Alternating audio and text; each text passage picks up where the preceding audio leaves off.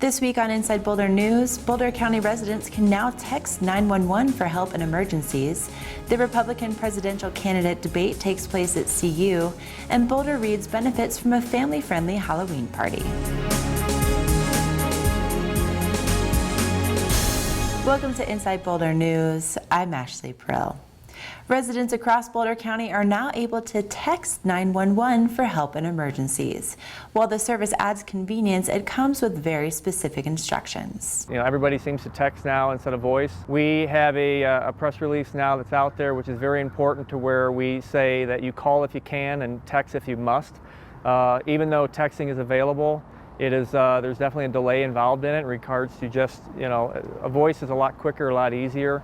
Texting, a lot of times, there's a little bit of added delay to it. We're mainly looking for people to use text only when they must. So those situations where they cannot talk, maybe it might be a domestic type of situation where they don't want the other person to know that they're actually communicating with the police department. So situations like that. The other thing too is it's very good for the hearing and speech impaired folks. They now can text to us directly instead of having to go through a third-party vendor. So it's a lot quicker and easier for them as well.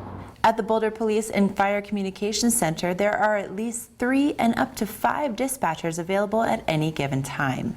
The 911 service is very important in our community because that is our direct link to the citizens, to where they can contact us in regards to any situation that they have. Most times when they call 911, it's the worst day of the year, and so we're there to try to ascertain what the issue is, what their address is, and get the first responders out there as quickly as we can. Text to 911 is just another resource that we can use to help out our citizens. Again, it's important to remember, call if you can, text if you must. If you don't have an emergency but still need to talk to the police department, you can call the non-emergency number at 303-441-3333. Rats certainly aren't new to Boulder, but recently reports about them have increased in the city. Rats aren't a native species to the United States. They can cause structural damage to buildings, and they're also carriers of disease. They're usually active at night, and if you are seeing them during the day, during daylight hours, that's an indication that the populations are high in that area. And they don't travel far, so if you're seeing a rat during the day, its nest or home is close to where you are. So that's the point where if it's on private property, you need to investigate where is the nest, where is this animal living, and what are its food, water, and shelter, and getting rid of those things. If you have a rat problem, it's important to take the right steps to get rid of them properly. So at the city, we really try to dissuade people from using poison baits or poisons for a number of reasons. One is that the poisons themselves can be ingested by kids, pets, other wildlife that you're not targeting, and they can be poisoned directly just from that. The other problem is the majority of the rodenticides out there, the products that are used to kill rats, take a while to kill the rat, and so the rat may die away from where the bait is. You don't know where it is. It can die down in its burrow. If it's in a house or a garage, it can die in there, maybe inside a wall, and you won't be able to find it, and it can cause tremendous odor issues and also fly problems. And then another issue is that when the rats are sick and poisoned, they're easier to be preyed upon by your pet dog, by a fox or some other wildlife. And then they can get what's called a secondary poisoning, where they eat the poisoned rat and then they're too poisoned. And so there's a lot of concerns with using poisons. So what we really suggest is that people just use old-fashioned rat traps. On our website we have detailed information on how best to do that. It's something you want to think about and plan so that you're successful at it, because rats are intelligent animals. They're creatures of habit. They don't like new things, and so it can be difficult to trap them if you don't do it properly. Glue boards, mothballs, and live trapping are also discouraged. A lot of people think they can live trap them and just move them somewhere else, but that's really not appropriate. For one, it's not legal to relocate rats onto a park or open space for a variety of reasons, but the core reason is rats are a problem where they are, and moving them to another place will create a problem there. They're very prolific, and they can't be transferred to other places. One of the most important things the public can do to battle rat problems is to prevent them in the first place. For example, when we talk about rat prevention, we're really talking about some of the same things we talk about when we want to reduce conflicts with native wildlife. So things we don't think about, these unintentional feeding. So you may have pet food on the back porch, or a chicken coop with a feeder in it where the intent might be to feed something else, but it's making food available for rats or raccoons or bear or coyote. So a really important factor of prevention is making sure you're not making food accessible to rats, because that's a really important aspect of getting rid of them. For more details about how to handle a problem with rats in your home or neighborhood, visit bouldercolorado.gov/IPM/rats. Republican presidential candidates will take the stage at CU on Wednesday, October 28th for 2 separate debates that will be shown on CNBC. The first debate will begin at 4 o'clock at the Coors Event Center, and the primetime debate will be at 6. Despite the widespread reach of the debate, local traffic impacts are expected to be manageable. The crowd size itself will not be larger than what we would expect for a basketball game. So on a typical basketball game, if it's a sellout, it's about 11,000 people.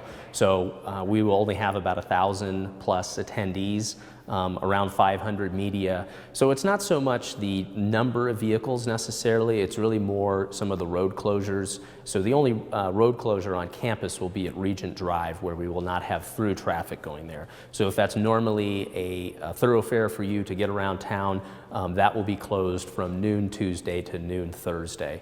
So it's really more of the Wednesday afternoon, just having a few more vehicles, but we won't necessarily see the kind of impact you would, say, for a basketball game or football game. The majority of candidate cars and media are expected to arrive at CU on Wednesday afternoon. So that will start to pick up really in the Highway 36 Colorado Boulevard area. So if you can avoid that area, especially when you're going home that day, that would be advisable. If you can leave work a little earlier that day, might also be advisable. We also expect some protest activity in the area, so pedestrian traffic will be increased there as well. Starting this weekend, you can expect more people to be in the coffee shops, restaurants, and occupying hotel rooms in Boulder. CU is hoping once the debate is over, the positive economic impacts will continue. People that are setting up the stage, CNBC's crew, the candidates, the campaigns, this will produce a fair amount of revenue for the hotels, restaurants, and others that are in the hospitality business for Boulder. So we really see this as not only a great opportunity for CU, but also for the city. And that's just for the next few days. But for those who are watching at home, the 20 million or so, they may see pictures of the Flatiron, see pictures of our campus, and say, wow, that's a beautiful place. Maybe I want to take a vacation there. So there will also be, even after the debate, hopefully some economic impact from this. For additional information about campus parking or events surrounding the debate, visit colorado.edu/RNC debate. The CU chapter of Kappa Kappa Gamma invites you to bring your little superheroes and princesses to their 10th annual Halloween house this Sunday, October 25th.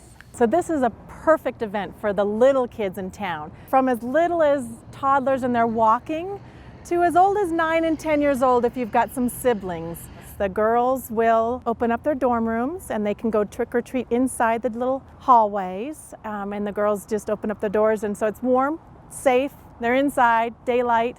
They have this huge dining room, and each dining room table is set up with a different craft, and those girls, the Kappa actives, will sit down and actually make ghosts or different crafts with them, color different Halloween pages. And then their living area is set up with different games, a beanbag toss, maybe some face painting.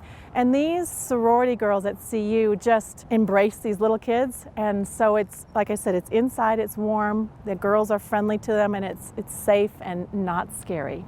The Halloween House was started 10 years ago as a way for the Kappas not only to give back to the community, but also to raise funds for an important local organization. The reason why the CU Kappas chose Boulder Reads as their philanthropy for this event is Kappa Kappa Gamma's national philanthropy is literacy. And we wanted to support a literacy program that was local in Boulder, so we looked around and found the perfect fit with Boulder Reads. Boulder Reads is the community literacy program for children, adults, and families at the Boulder Public Library. Through the help of dedicated volunteers, participants develop literacy skills and a love of reading. Partnering with the KKG House, and specifically with the Halloween House, is an incredible opportunity, and we get the opportunity to share the details of the Boulder Reads program with the folks that come there. Oftentimes people don't know what Boulder Reads is or what we do. We also get an opportunity to have folks come in and make a donation of a gently used or new children's book for our Reading Buddies program. We can give those away. And the donations that we get from the Halloween House help us carry out our mission to empower all members of our community with the literacy skills they need for success in life. The event will take place at the CU Kappa Kappa Gamma House from noon to 4 p.m. and is recommended for kids ages 10 and under. Admission is $6 per child, and you can bring a children's book in good condition to get a $1 discount. Coming up on Friday, October 30th, the Boulder Chamber Orchestra will present their Spook Symphony at the First United Methodist Church. The Boulder Chamber Orchestra is a nonprofit organization committed to providing exceptional chamber music programming, education, and outreach, and is also an outlet for talented local artists in the Front Range community. For tickets and more details, visit boulderchamberorchestra.org. Thank you for watching Inside Boulder News. Stay in touch with us on Facebook and Twitter by submitting news tips and questions. You can also sign up to receive video updates right in your inbox. Just go to boulderchannel8.com and click on subscribe.